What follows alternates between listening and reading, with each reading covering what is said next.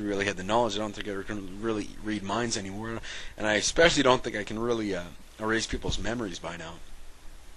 So that night, I remember on the way home from school, I had a bottle of sleeping pills, 100 pills. Luckily, they're organic, I found out later. It wasn't aspirin. Luckily, I didn't take the aspirin.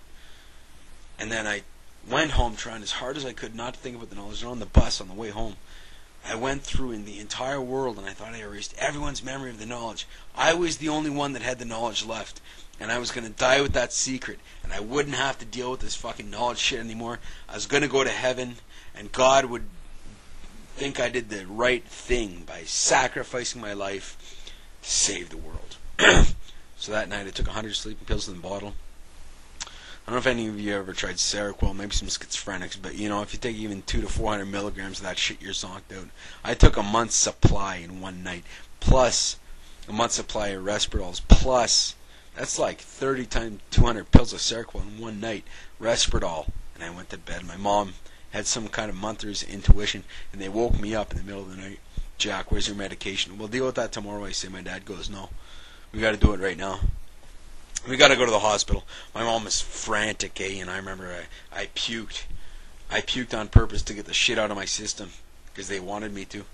And I remember falling, I really remember this, falling on the ground and thinking, there is no easy way to die. When you're when you're kind of that close to dying, you realize dying is a grueling process no matter what way you do it, because you're going from alive to nothing.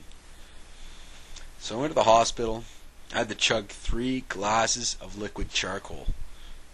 I never tasted anything so bad in my life. It's liquid charcoal, so it would absorb all the medication. I went into a coma for 3 days, and I had a seizure in there that I found out just like a year or two ago.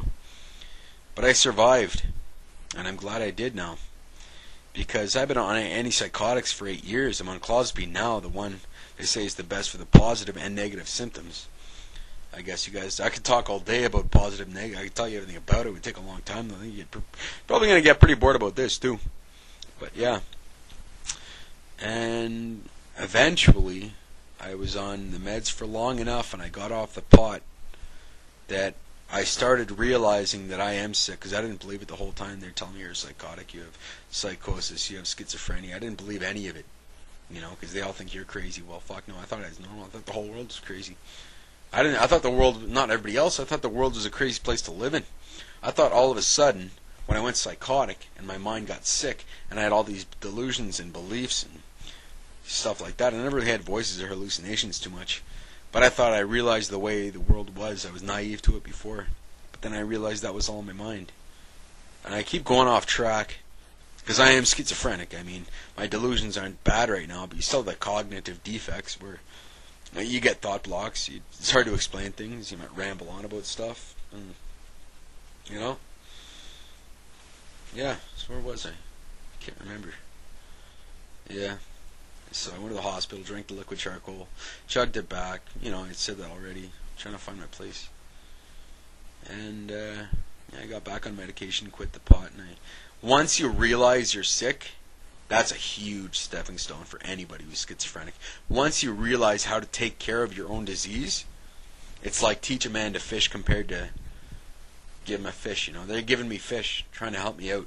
But once you realize yourself, you're sick, schizophrenia or whatever you have, and you can help yourself, and you know when you're starting to go psychotic, and you know what to do. You know either you're drinking too much, you know your meds are wrong, you know you're not getting enough sleep, you know you're too stressed out, and you know the warning signs, and then after that you're a lot better off.